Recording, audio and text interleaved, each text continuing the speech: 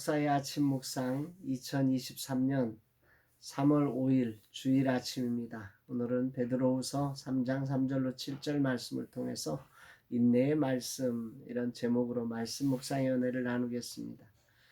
거룩한 주일 아침에 저의 온 몸과 마음과 영혼이 주님을 향해 온전한 예배로 나아가기를 소망합니다. 주님이 받으시는 참된 예배자로 서서 하나님께 영광이 되었으면 좋겠습니다. 이날 주님은 어떤 말씀으로 인도하실까? 본문에는 마지막 때에 하나님의 재림의 약속을 조롱하는 자들이 일어날 것이다.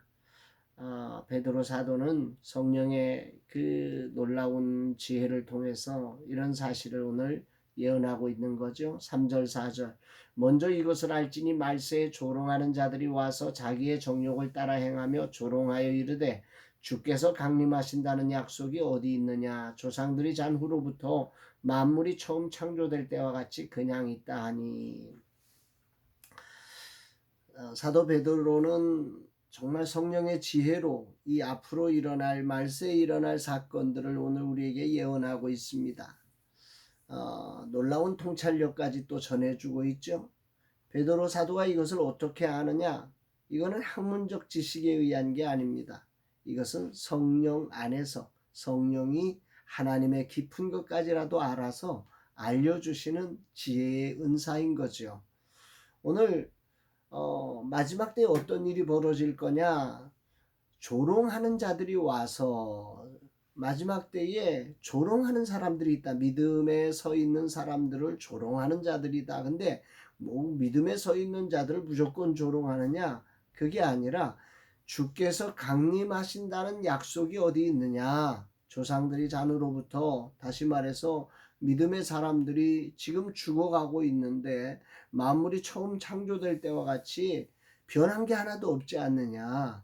주님이 언제 오냐? 이러면서 조롱하는 자들이 나타나게 될 것이다. 이런 시대가 올 것이다. 이렇게 말씀을 하고 있죠. 이거는 오고 오는 시대의 모든 사람들이 주님 오실 때까지 이런 일들은 계속해서 벌어질 것입니다. 이것을 하나님은 성령을 따라서 우리 베드로 사도에게 알려주셨던 거죠.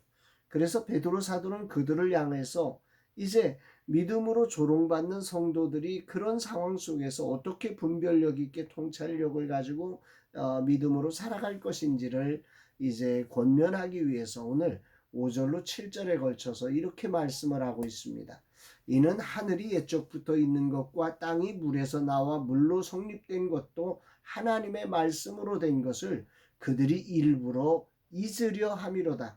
이로 말미암아 그때의 세상은 물이 넘침으로 멸망하였으되 이제 하늘과 땅은 그 동일한 말씀으로 불사르기 위하여 보호하신 바 되어 경건하지 아니한 사람들의 심판과 멸망의 날까지 보존하여 두신 것이다.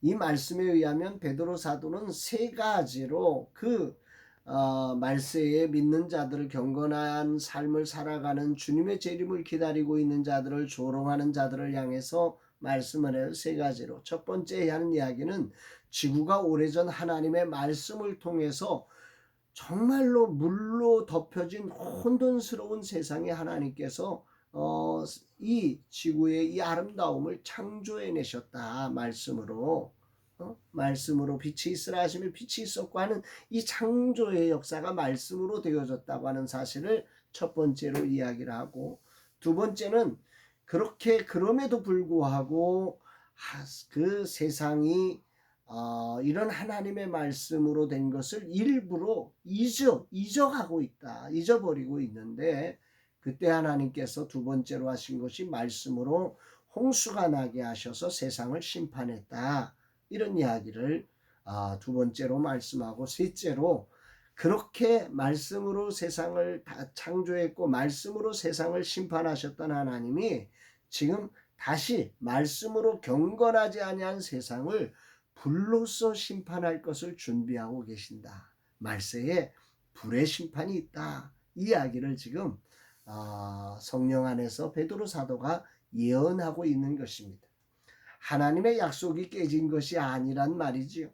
조롱하는 자들의 말에 미혹되지 말고 경건의 삶으로 오늘이라는 시간을 지켜내기를 격려하면서 사도 바울은 이제 하나님의 심판이 다가오고 있고 그 심판이 지금 사라진 게 아니다. 하나님의 말씀이 깨진 게 아니다. 라고 하는 사실을 말씀을 하면서 새로운 마지막 심판은 불의 심판이 있다. 이런 이야기를 하고 있습니다.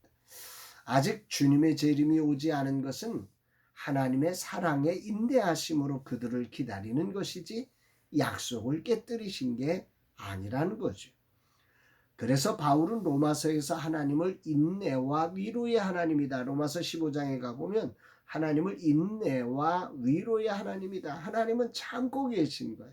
한 사람이라도 더 온전하게 구원을 이루어가기 위해서 사랑하니까 인내의 하나님으로 기다리신 거죠.